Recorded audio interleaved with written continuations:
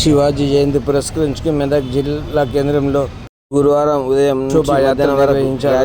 కార్యక్రమం ముఖ్య అతిథిగా పాల్గొన్న ఆర్ఎస్ఎస్ మెదక్ ప్రచారక్ భానుచందర్ మాట్లాడుతూ యువత చెడు అలవాట్లు మానుకొని దేశం ధర్మం వైపు, దేశం ప్రయోజనాల వైపు మరలాలని పిలుపునిచ్చారు.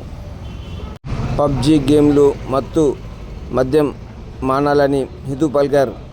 శివాజీ జీవితాన్ని ఆదర్శంగా తీసుకొని యువత ముందుకెళ్లాలని ఆయన పిలుపునిచ్చారు. జీవితంలో లక్ష్యం ఎంచుకుంటే ఆ లక్ష్యం నెరవేరేదాకా శ్రమించాలన్నారు.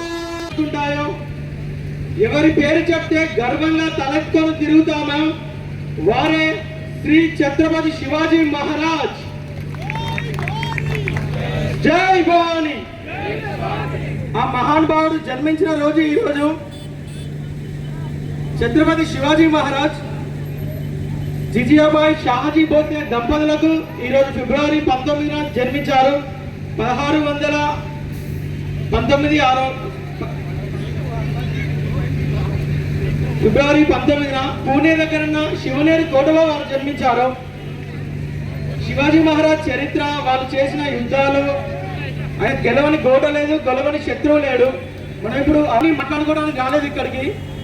మనం గొప్ప గొప్ప వాళ్ళ జీవిత చరిత్ర ఎందుకు తెలుసుకోవాలి అంటే వాళ్ళ చరిత్రను చూసి మనం స్ఫూర్తి పొందాలి. వాళ్ళు మన కోసం ఏ విధంగా త్యాగం చేసిరు.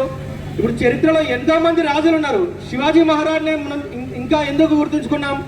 ప్రతికూల పరిస్థితుల మధ్య స్వధర్మం కోసం వారు చూపిన తెగువ, చూసిన పట్టుదల, పోరాటం విలకటలేనిది. అందుకే మనం మహారాజుని ఇంకా గుర్తుంచుకున్నాం. వారి జీవితం చూసి, ఆ జీవితంలో కొన్ని ఘట్టాలని, వారి జీవితంలో కొన్ని సన్నివేశాలను చూసి మనం స్ఫూర్తి పొందవలసిన, మనం వారిని ప్రేరేసుకోవాల్సిన కొన్ని విషయాల గురించి మనం మాట్లాడుకుందాం. శివాజీ గారి తల్లి జిజియామాత, ఆమె చిన్నప్పటి నుంచే శివాజీ మహారాజ్కి పురాణాల గురించి, రామాయణం, మహాభారతాల గురించి, మన హైదరాబాద్ కాలేజ్ స్వరాజ్య స్థాపన ఎలా చేయాలి దానిపైన చిన్నప్పటి నుంచే శివాజీ మహారాజ్కి నేర్పించారు. అట్లాగే శివాజీ మహారాజ్ ఆశయం, అప్పట్లో మొఘలులు ఉండేవారు, బీజాపూర్ సుల్తానులు ఉండేవారు, వారందరినీ కాదని స్వరాజ్య స్థాపన చేద్దామన్నది ఆయన ఆశయం. అంటే అప్పట్లో చాలా పెద్ద విషయం. వాళ్ళ బలవంతులకు ఎదురుగా వెళ్ళి స్వరాజ్య స్థాపన చేయాలి అనుకున్నారు. దీన్ని బట్టి మనం ఒకటి ఏం తీసుకోవచ్చు అంటే, మనిషి ఆశయం అనేది పెద్దగా ఉండాలి, చాలా పెద్దగా ఉండాలి. ప్లస్ ఆ ఆశయంకి ధైర్యం కూడా తోడు కావాలి. ఉట్టి ఆశయం ఒక్కటి ఉంటే సరిపోదు, దానికి ధైర్యం కావాలి.